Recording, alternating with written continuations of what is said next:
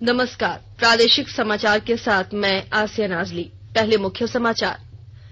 प्रधानमंत्री नरेंद्र मोदी ने सतर्कता और भ्रष्टाचार पर आयोजित राष्ट्रीय सम्मेलन को किया संबोधित। कहा, भ्रष्टाचार से मुकाबले के लिए सबका सहयोग जरूरी। देश में कोरोना से स्वस्थ होने वालों की संख्या 72 लाख से अधिक। झारखंड का रिकवरी रेट 94% के करीब। राज्य के पुलिस महानिदेशक ने कहा, महिलाओं के खिलाफ अपराध की रोकथाम के लिए पुलिस सजग। नशीले पदार्थों के खिलाफ 1 नवंबर से चलेगा राज्यव्यापी अभियान। और दुमका और बेरमो विधानसभा सीट के लिए 3 नवंबर को होने वाले उपचुनाव को लेकर प्रचार अभियान तेज। बिहार में विधानसभा चुनाव के पहले चरण का मतदान कल। अब समाचार विस्तार से। कोविड-19 महामारी के खिलाफ देश एकजुट होकर लड़ रहा है। आप भी हमारे साथ सुरक्षा और बचाव के 3 आसान एहतियाती उपायों का संकल्प लें। मास्क पहनें, 2 गज की दूरी है जरूरी, सुरक्षित दूरी बनाए रखें, हाथ और मुंह साफ रखें। सतर्कता जागरूकता सप्ताह आज से शुरू हो गया है। यह 2 नवंबर तक चलेगा। इस वर्ष का विषय है सतर्क भारत समृद्ध भारत। इस उपलक्ष्य में केंद्रीय अन्वेषण ब्यूरो सीबीआई की ओर से आयोजित 3 दिवसीय राष्ट्रीय सम्मेलन का उद्घाटन आज प्रधानमंत्री नरेंद्र मोदी ने किया। इस मौके पर उन्होंने कहा कि भ्रष्टाचार के खिलाफ सही रणनीति बनाना बेहद जरूरी है। उन्होंने समुचित विकास के लिए पारदर्शी प्रशासन पर बल देते हुए कहा कि भ्रष्टाचार के मुकाबले के लिए सभी का सहयोग जरूरी है। प्रधानमंत्री ने कहा कि देश की सतर्कता प्रणाली को मजबूत करने के लिए कई कदम उठाए गए हैं। देश के विजिलेंस सिस्टम को मजबूत करने के लिए भी कई कानूनी सुधार किए, नए कानून लाए गए। ब्लैक मनी और बेनामी संपत्तियों पर देश ने जो कानून बनाए हैं, जो कदम उठाए हैं, आज उनका उदाहरण दुनिया के और देशों में दिया जा रहा है। फ्यूजिटिव इकोनॉमिक ऑफेंडर्स एक्ट के माध्यम से भ्रष्टाचारियों पर कार्रवाई में बहुत मदद मिली। आज भारत दुनिया के उन गिने चुने देशों में है जहां फेसलेस टैक्स असेसमेंट की व्यवस्था लागू की जाती है। प्रधानमंत्री नरेंद्र मोदी ने आज देशवासियों से अपील की कि त्योहार मनाते समय कोरोना संबंधी सतर्कता में कोई ढिलाई न बरतें। उन्होंने कहा कि सुरक्षित दूरी के नियमों का सख्ती से पालन करने से इस जानलेवा वायरस को हराया जा सकेगा। श्री मोदी ने प्रधानमंत्री street vendors Atmanirbhar Nidhi PM Svanidhi योजना के उत्तर प्रदेश के लाभार्थियों से बातचीत के दौरान आज ये बातें कही।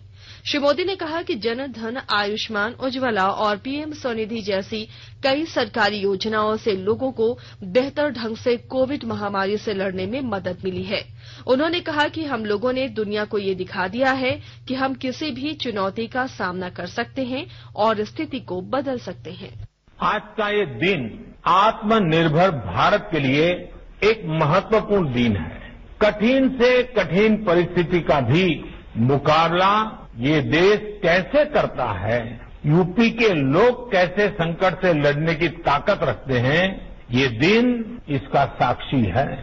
कोरोना ने जब दुनिया पर हमला किया तब भारत के गरीब को लेकर तमाम आशंका व्यक्त करते थे। मेरे गरीब भाई बहनों को कैसे कम से कम तकलीफ उठानी पड़े, इसी सोच के साथ देश ने 1,70,000 करोड़ रुपयों की गरीब कल्याण योजना शुरू की। राज्य में अब कोरोना से स्वस्थ होने वालों की दर 93.45 हो गई है। अब तक 93,368 लोग स्वस्थ हो चुके हैं। पिछले 24 घंटों में कोरोना के 220 मामलों की पुष्टि हुई है। वहीं 392 संक्रमित लोग स्वस्थ हो चुके हैं। राज्य में अब तक 99,906 मामलों की पुष्टि हुई है, जिसमें 93,368 लोग स्वस्थ हो चुके हैं। अब केवल 5,666 एक्टिव केस बचे हैं। केंद्र सरकार ने कहा है कि देश में कोरोना संक्रमण से स्वस्थ होने की दर 90.62% से अधिक हो गई है। पिछले 24 घंटों के दौरान लगभग 63,000 रोगी ठीक हुए हैं। स्वास्थ्य मंत्रालय ने बताया है कि कोविड से अब तक 72 लाख से अधिक व्यक्ति ठीक हो चुके हैं। इस समय रोगियों की संख्या कुल संक्रमितों का 7.88% है। पिछले 24 घंटों में कोविड के 36,469 नए मरीजों की पुष्टि हुई है। देश में इस समय कोविड के करीब 6,25,000 सक्रिय मामले हैं।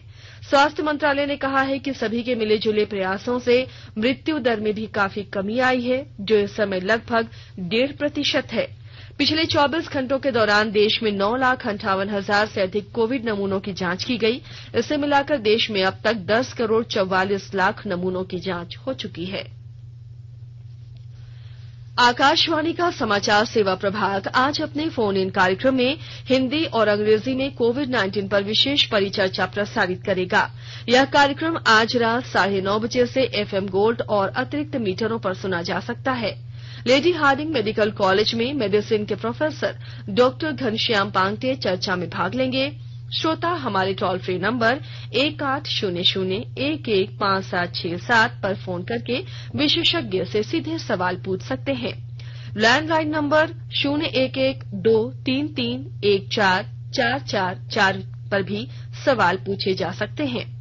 नंबर एक बार फिर सुन लीजिए, 1800-115767 और 1123314444। ट्विटर हैंडल @AIR न्यूज पर #AskAIR के जरिए भी सवाल पूछ सकते हैं। यह कार्यक्रम हमारी वेबसाइट newsonair.com और हमारी YouTube channel news on AIR official पर भी उपलब्ध रहेगा। Mobile app news on AIR से भी अपडेट लिए जा सकते हैं। वैश्विक महामारी कोरोना के कारण उत्पन्न परिस्थितियों के बीच कोल्हान प्रमंडल के तीनों जिलों में पूर्वी सिंहभूम, पश्चिमी सिंहभूम और सरायकेला खरसावां में ई-लर्निंग पाठशाला जोहार शुरू की गई है। प्रमंडलीय आयुक्त मनीष रंजन ने आज कुछ चुनिंदा शिक्षकों द्वारा तैयार की गई डिजिटल अध्ययन सामग्रियों को लॉन्च किया। प्रमंडलीय आयुक्त ने बताया कि यह डिजिटल सामग्री सुदूरवर्ती क्षेत्रों में रहने वाले विद्यार्थियों के लिए ऑनलाइन और ऑफलाइन उपलब्ध रहेगी। इसका उद्देश्य यह है कि क्लास 9, 10, 11 और 12 के जो बच्चे हैं जो कोविड में क्लासरूम में नहीं जा पा रहे हैं, उन्हें पूरा सिलेबस ऑनलाइन उपलब्ध रहेगा। सारे पाठ्यक्रम को कंप्लीट किया गया है और क्वालिटी काफी अच्छी है। मुझे आशा है कि इससे बच्चों में जो एग्जाम लिखना है उन्हें क्लास 10 और 12 का, वो उससे काफी सहूलियत मिलेगी। साथ ही करियर गाइडेंस को भी प्रोवाइड किया गया है। सारे चैप्टर्स के साथ PDF भी दिया गया है ताकि बच्चे सिंपल लैंग्वेज में पूरे नोट्स को समझ पाएं। उसके साथ ही जो मॉडल क्वेश्चन पेपर, जो आने वाले पिछले 10 वर्षों का जो क्वेश्चन पेपर है उसका सॉल्व पेपर, ये सब भी ऐड किया गया है। आकाशवाणी के ताजा तरीन समाचारों के लिए आप हमारी वेबसाइट newsonair.com पर लॉग इन कर सकते हैं। ताजा समाचार Twitter handle @AIR news alerts और Facebook page All India Radio news पर भी उपलब्ध है। आप प्रादेशिक समाचार एकांश के ट्विटर हैंडल @AIR न्यूज_रांची और Facebook page AIR news Ranchi के अलावा YouTube channel regional news unit Ranchi पर भी हमारे बुलेटिन सुन सकते हैं। प्रादेशिक समाचार आप आकाशवाणी रांची से सुन रहे हैं और अब पेश है कोरोना से बचाव के कुछ संदेश। कोविड-19 से बचाव और सुरक्षित रहने के 3 उपाय। मास्क लगाएं, 2 गज दूरी है जरूरी, सुरक्षित दूरी रखें, हाथ और मुंह साफ रखें।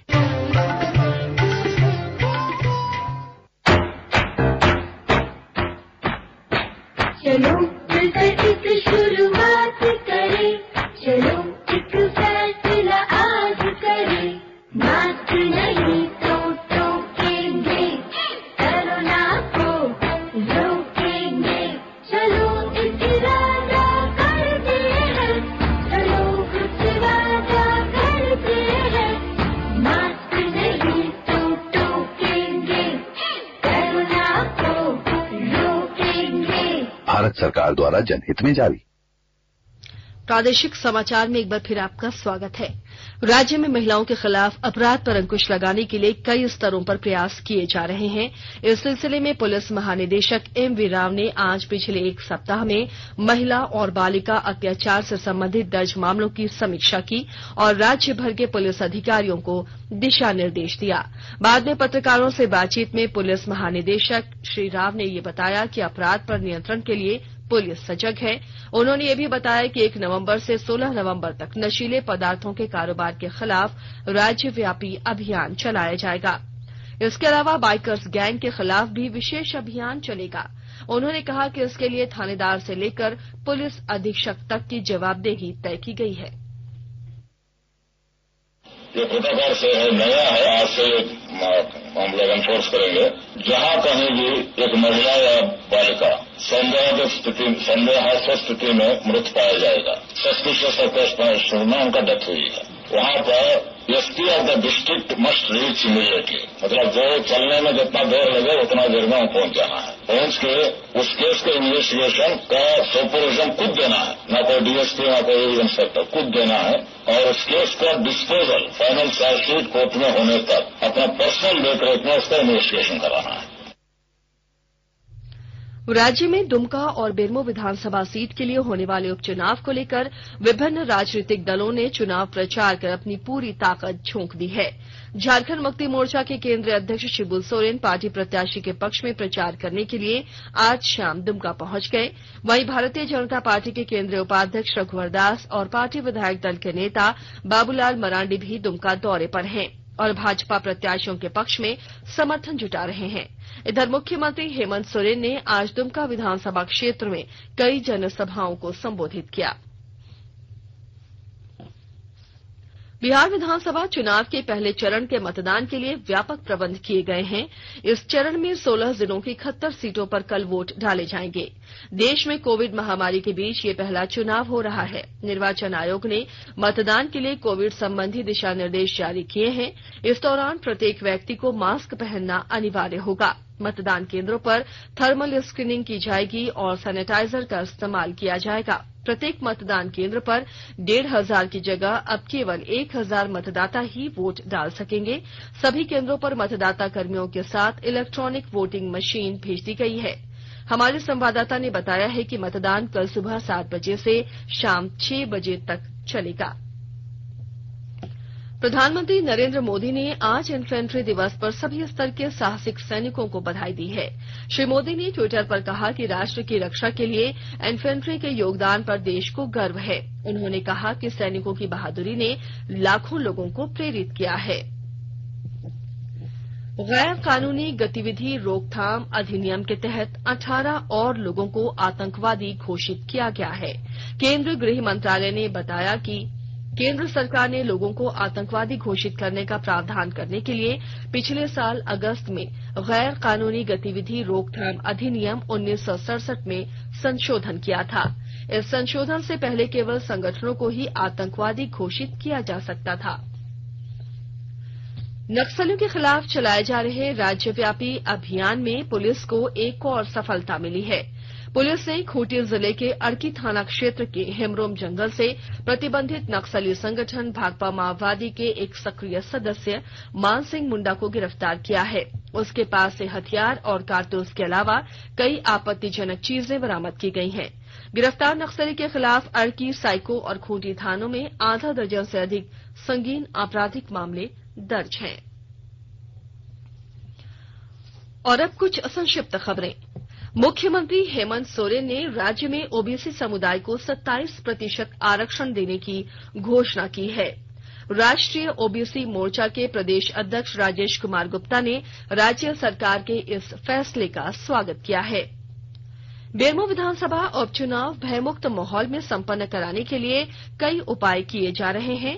इस सिलसिले में आज बोकारो थर्मल के अति संवेदनशील और संवेदनशील इलाकों में जिला पुलिस और जैप के जवानों ने फ्लैग मार्च किया। चतरा जिले में भारतीय स्टेट बैंक की तपेज शाखा में चोरी का प्रयास किया गया है। हालांकि पुलिस की तत्परता से चोर इसमें सफल नहीं हो सके और वे मौके से फरार हो गए। सिमडेगा जिले में पुलिस ने अंतर्राज्यीय छिनतई गिरोह के एक सदस्य को गिरफ्तार किया है। छत्तीसगढ़ के रहने वाले इस अपराधी के पास से 29,000 से अधिक रुपए सहित कई सामान बरामद किए गए हैं। और अब अंत में मुख्य समाचार एक बार फिर। प्रधानमंत्री नरेंद्र मोदी ने सतर्कता और भ्रष्टाचार पर आयोजित राष्ट्रीय सम्मेलन को किया संबोधित। कहा, भ्रष्टाचार के मुकाबले के लिए सबका सहयोग जरूरी। देश में कोरोना से स्वस्थ होने वालों की संख्या 72 लाख से अधिक। झारखंड का रिकवरी रेट 94% के करीब। राज्य के पुलिस महानिदेशक ने कहा, महिलाओं के खिलाफ अपराध की रोकथाम के लिए पुलिस सजग। नशीले पदार्थों के खिलाफ 1 नवंबर से चलेगा राज्यव्यापी अभियान। और दुमका और बेरमो विधानसभा सीट के लिए 3 नवंबर को होने वाले उपचुनाव को लेकर प्रचार अभियान तेज। बिहार में विधानसभा चुनाव के पहले चरण का मतदान कल। इसके साथ ही आकाशवाणी रांची से प्रादेशिक समाचार का ये बुलेटिन समाप्त हुआ। घर में रहिए, सुरक्षित रहिए और सुनते रहिए आकाशवाणी।